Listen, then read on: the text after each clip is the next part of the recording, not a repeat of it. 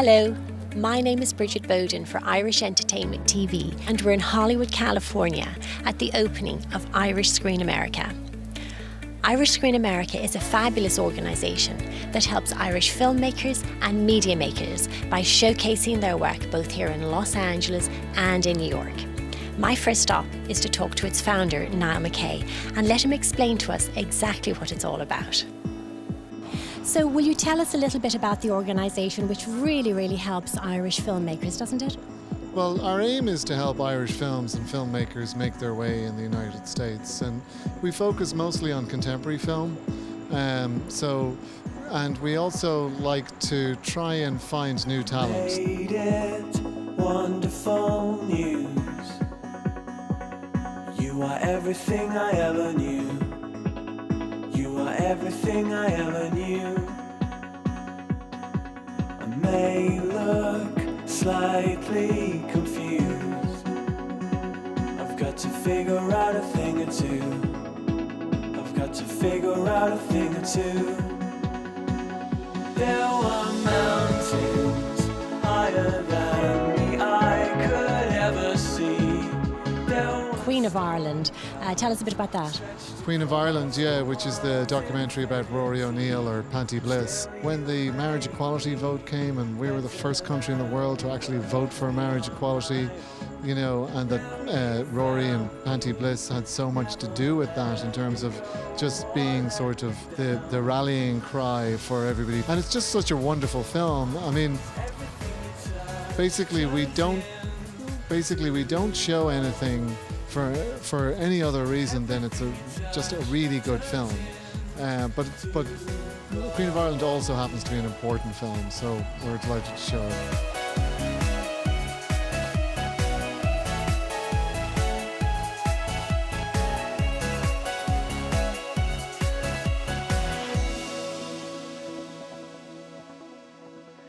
One of the things that we like to do is we feature local Irish filmmakers. So here yesterday, you know, Jason O'Mara, Owen Mackin, you know, Alexandra McGuinness. We just had these people show their local Irish films, and they're Irish people. They tend to be big stars, and Jason O'Mara and Owen Mackin are big stars in Irish film or in American television, basically. And so it was great to see their short films. And then next week we do the same in New York, where we have, you know, a lineup of Irish films made in New York by Indigenous Irish filmmakers. You know, so that's really, I mean, I like bringing people together, and it gives us here at the team, myself, Claude Boyer, you know, Eve Collins, you know, it just gives us, we're so delighted to be able to bring people together around these great pieces of work. You know? So Niall McKay, what is going to happen after New York? What's the next step for you personally? A brief trip to Ireland, see my dad, who's 86. And I'm working on a feature that's been, you know, got development funding from the Irish Film Board called Baby Cakes. So I have to actually sit down and write something and stop making excuses. Well, wonderful. It's so wonderful to talk to you, and I'm sure when you go to Ireland you'll be delighted to have a nice, great big pint of Guinness. Yeah, well, or a cup of tea. Of course, a cup of tea. All right, thank you so much for talking to us. Thank you. Queen of Ireland, wonderful movie. What did you think? Oh, I thought it was amazing. It was a lot of it resonated too with my own story, and growing up in Dublin, and I was just back in Ireland, and my boyfriend came with me, and it was like the homophobia is gone. It's like it's been whitewashed. So I hadn't been back before, or in a couple of years, so it was just interesting to see the difference. And it was gorgeous. All the nieces and nephews were like going, "When are you getting married? When are you getting married?" So it was gorgeous just to see this film and see actually it in reality, that it has made such a huge difference. And that's gorgeous to think of all the young people growing up today. And even watching my son start high school and hearing him talk about his friends who are so comfortable with their sexuality here. So I can imagine that's also resonating completely in Ireland as well. It gives you a warm, fuzzy feeling, doesn't it, being here with all these Irish people? Yeah. I mean, you try and avoid them. But no, I'm kidding. No, it's great. It's great. There's a strong Irish community here, you know, spread amongst the different cities here, and to bring them together once a year is fantastic, you know, particularly with some quality films. It makes you a little bit homesick when you see, you know, I watched the movie the other night, and a couple of scenes were in Dunleary, and I was schooled in Dunleary. And yeah, and I you know, just to see a lot of the locations gives you a little tint of homesickness, you know. But lovely, and the quality coming out of Ireland is fantastic, you know. I only wish I got cast in something back there, you know. Well, It's on the bucket list. Tonight's documentary was fantastic, because I really wasn't, I don't know how I wasn't, but I wasn't very familiar with Panty Bliss. But I just thought it was fascinating. I just thought it was so wonderful. And he's from Ballinrobe, and the way the whole story came around, and there he was in the end, where in a town where he felt so, you know, different and isolated and sort of alone in many ways.